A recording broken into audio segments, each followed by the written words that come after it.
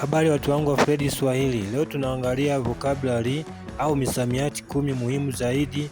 Haya ni maneno unayoweza kutumia kila siku na pia kuna mifano ya sentensi. Usikose kuwa nami mpaka mwisho.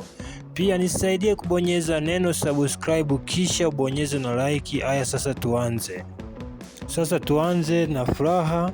Furaha ni ukwishima, niko na furaha ni mfano. Ndishimye, niko na furaha ni kuvuga ngo ndishimye. Huzuni ni ukugira agahinda. Ana huzuni kwa habari hiyo, yagize agahinda kubw'iyo nkuru. Turebeni ndi hano. Hasira ni umujinya. Ana hasira na rafiki yake, afitiye umujinya inshuti ye.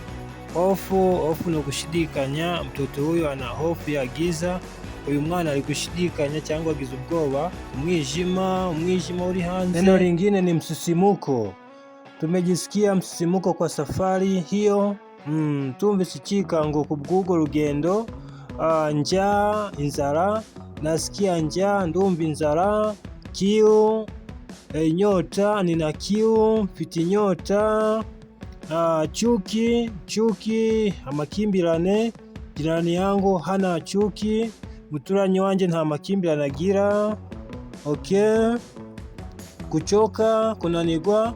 Amechoka sana, anapaswa kupumzika. Yananiwe cyane, akeneye kuruhuka.